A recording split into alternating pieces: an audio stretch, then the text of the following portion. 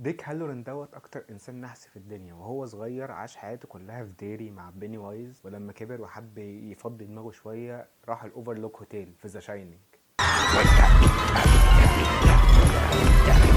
هل ات ويلكم تو ديري هو احسن مسلسل نزل في 2025؟ انا ما شفتش مسلسلات كتير بصراحه، عشان المسلسلات بالنسبه لي بحس ان هي بتاخد وقت طويل قوي وبتستثمر فيها سواء بقى وقت او مجهود او كده، وفي الاخر مش بتديك نفس الاحساس بتاع الافلام. فانا بنقي المسلسلات اللي انا ممكن احبها، او المسلسلات اللي الناس اتكلمت عليها وقالت اللي هي حلوه بصراحه او كده، عشان بحس ان المسلسلات ديت مش حتتي قوي. فانا مثلا شفت السنه ديت ذا ستوديو، ادوليسنس، سيفرنس، وبلاك ميرور، وبشوف دلوقتي بلوربس مع ات، الاتنين في نفس الوقت. ولو عايزين تعرفوا هو ات ويلكم تو ديري احسن مسلسل نزل في 2025 ولا لا، يا ريت تعملوا سبسكرايب ويا ريت تعملوا لايك، وشكرا جدا على التفاعل اللي في الفيديو الاخير. والسبسكرايب مهم جدا عشان نوصل ل 500 سبسكرايب، واللي جاي احسن كتير جدا في 2026. الدنيا هتختلف خالص. انا يا دوب كنت لسه بجرب البدايه الحقيقيه بتاعتي من بدايه السنه الجديده. ان شاء الله في حاجات مختلفه تماما زائد المراجعات.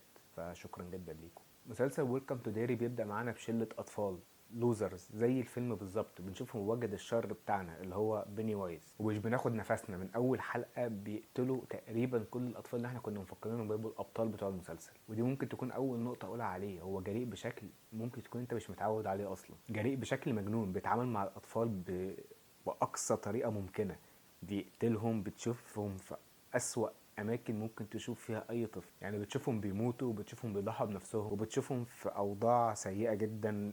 ازاي ممكن طفل يتحط في الوضع دوت، وازاي اصلا وافقوا اللي هم يطلعوا حاجه زي دي. ودي من جرأتهم بصراحه، وديت حاجه كانت حلوه جدا في المسلسل، اللي هم ما خافوش من اي انتقادات. هم عندهم قصه حلوه عايزين يحكوها، وحكوها بكل ما اوتوا من قوه. ومن هنا بدأت الإيجابيات. هم بجد خلوني خايف على شخصياتنا. يعني أنت مقدم لي شخصيات في أول حلقة وبكل سهولة بتموتهم كده. أي شخصية أنت قدمها بعدين بجد هتخاف عليها، بجد هتبقى قلقان من اللي هيحصل. أنت بقيت خايف من بيني وايز من قبل حتى ما يطلع. وبعد كده الأحداث بتبدأ تمشي في بقية الحلقات. الأحداث بتاعتنا بتدور على 3 خطوط رئيسية. أول خط بتاع الاطفال وبيني وايز، والمفروض المطارده اللي بينهم هما الاثنين. تاني خط بتاع الحكومه وهي بتدور على الارتفاكت او الحاجات اللي حاميه المدينه من بيني وايز دي. بنعرف مع تسلسل الاحداث ليه الحكومه عايزه تلاقي الحاجات دي. وتالت خط بتاع هانك ابو رونن اللي اتهموه بقتل الاطفال اللي ماتوا كلهم في اول حلقه. فاحنا ماشيين على الثلاث خطوط دولت، والاحداث فيهم فعلا ما بتقفش من اول حلقه لغايه اخر حلقه. احنا على طول بيبقى في تطور في كل خط فيهم، ومش بتزهق تماما من اي واحد. كل ما بنروح على واحد منهم بتبقى بيوحشك الخط التاني، وتبقى عايز تعرف الاحداث مشيت فيه ازاي. ولما بنروح لدوت بتبقى عايز ترجع للتاني وتشوف الاحداث مشيت فيه ازاي. فبجد هم كانوا حابكين المسلسل في الثلاث خطوط دولت حلو جدا.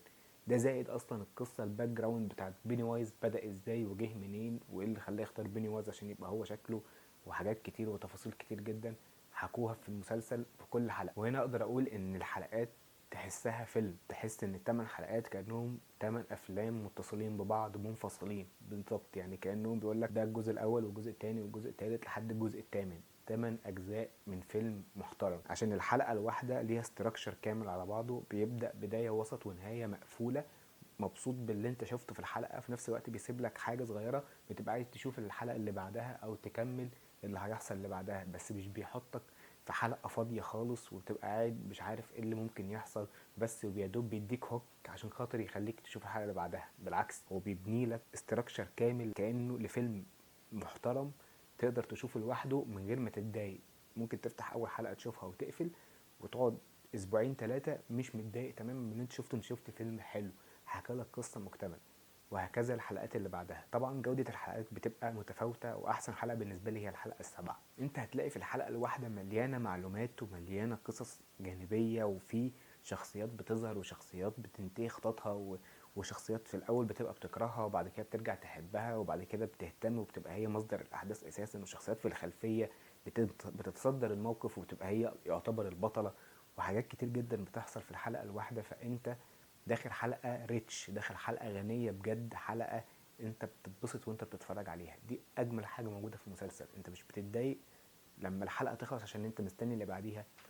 انت مبسوط بحلقه وشبعتك تماما، وقاعد مستني الحلقه بعديها وانت تمام، وانت على يعني اللي هو ايه، من الاخر كده انت قاعد متكيف، انت بتخلص الحلقه وانت قاعد متكيف. وليه الحلقه السابعه هي احسن حلقه بالنسبه لي؟ الحلقه السابعه اللي بدا فيها الجروب بتاعنا يكتمل، اللي بدا فيها الجروب بتاعنا يحصل فيه شويه اختلال. الجروب اكتمل معانا، وبعد كده جينا للحلقه السابعه بدا يحصل فيه البنت دي تمشي منهم، وبداوا يتفرقوا وبيحاولوا يجمعوا بعض تاني.